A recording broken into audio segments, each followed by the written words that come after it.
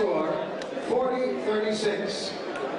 While Judge Barbara Perez has it 39-37. All for the winner by unanimous decision, the crown jewel.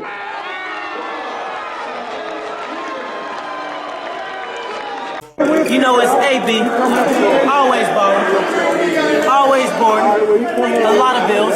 You know what's going on, man. You know, shout out to Crown Jewels Boxing, man. You know, my people. You know, they get it in over there, straight up. Lamar Peterson giving a shout out to CrownJewelBoxing.com.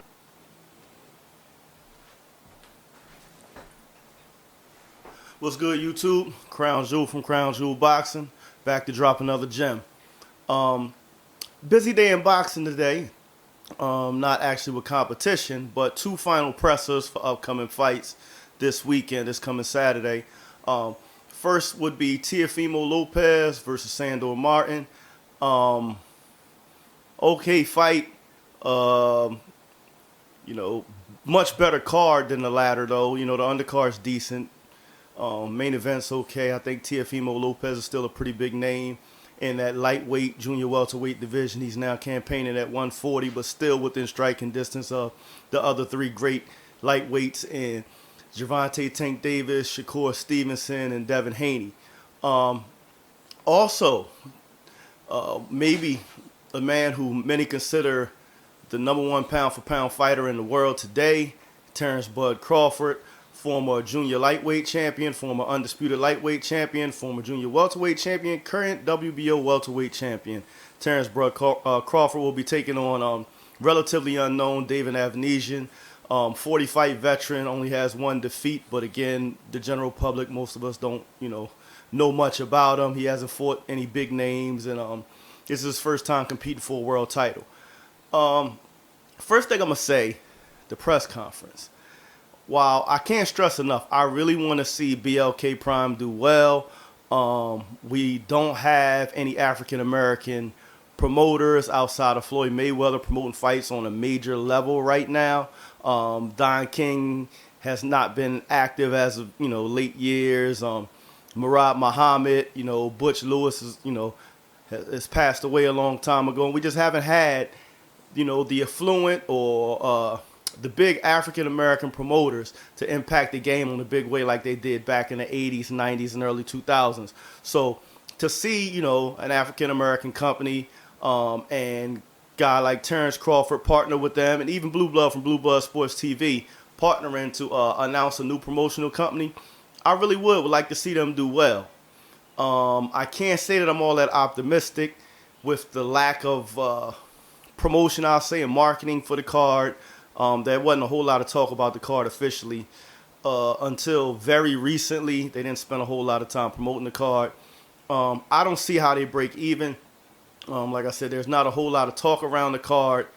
From what I understand, Terrence Crawford is guaranteed $10 million. They're selling pay-per-view shares for $39.95. You had Eddie Hearn come out and say he don't think they'll break 10,000 buys. Now, I wouldn't be that modest. I don't think they're going to do that bad. But I can see them doing 40, 50,000 or less. And I just don't see how they can recoup the $10 million being paid to Terrence Crawford. I have no clue what David Avenysian's making. They haven't announced his purse. And to be honest, there is not another single big name on the card. You have an up-and-coming fighter, light heavyweight, in Steven So-Called Nelson. I follow him on social media. He's fought on a lot of Bud's undercards, but still, not a guy you typically would see on a pay-per-view card.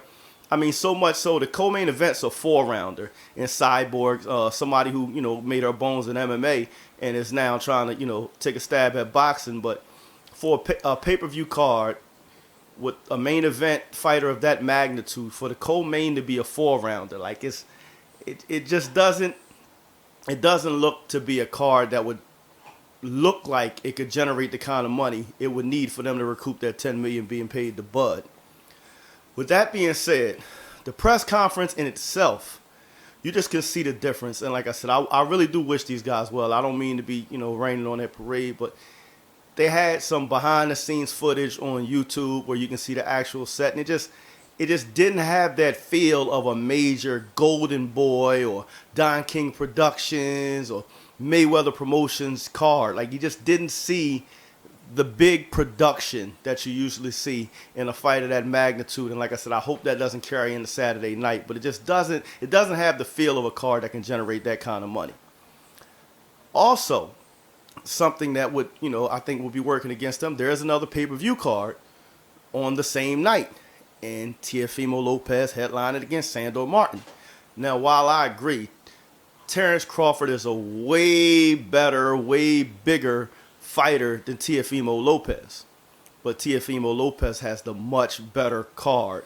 I mean, he's got probably the best young American heavyweight in the game on his undercard in Jared Anderson. You got Keyshawn Davis on the undercard. Like, it's, a lot of those young top-ranked fighters on the undercard. It's just a much better card than the Terrence Bud Crawford card. So I think, your educated fight fan, if they're going to pick between one of those two pay-per-views, they're probably going to go with the Teofimo Lopez card because it's a much better card, to be quite honest with you.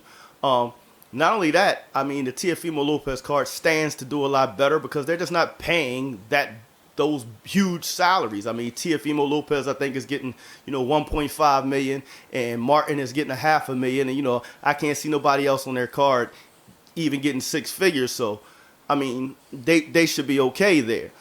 I hope, like I said, with how far they've reached with giving Bud a $10 million purse right out the gate, that this doesn't, completely collapse BLK Prime.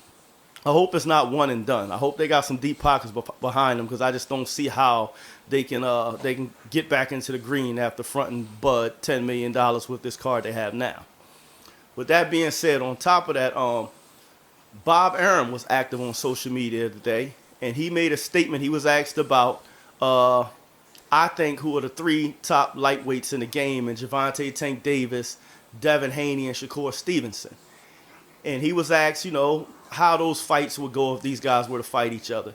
He took no time to make it known he felt like Shakur Stevenson was the class of the division, was the most talented fighter there, and beats everybody. He then said he felt like Devin Haney would beat Gervonta Tank Davis. I can't be mad at him for what he said about Shakur.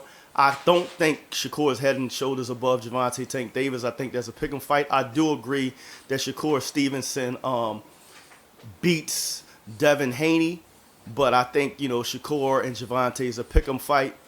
But when I assess what he's saying, I think he's speaking in terms of his pocket and not his actually true feelings. Why would he say he feels like Shakur's the best fighter of the three? Shakur's the only fighter that he has locked up in a promotional contract for a long period of time. So Shakur is going to be a fighter of his for some time to come. He only has one fight left with Devin Haney, so of course he feels Devin Haney beats Gervonta Davis. He has no love for Gervonta Davis, of course, because he has no promotional ties to him. So I wouldn't put a whole lot of stock in what Bob Arum said. Like I said, I know he is a legendary boxing promoter. He has seen and done it all in the sport of boxing, but I just don't put a whole lot of bones in those predictions because to me, he's just predicting from his pocket. The guy he has locked up long term beats everybody. The guy he has for one more fight beats the guy that he doesn't have signed under him at all. So, nothing against what he's saying. He did say Tank Davis is an exceptional fighter, and he wouldn't be surprised if any of those fights go the opposite way of what he predicted, but he was predicting what was most beneficial for his pocket, in my opinion. With that being said, that's all I have for you guys tonight. Look forward to the weekend of boxing. Until next time, keep your hands up, your chin down, and your ass off the floor. Peace.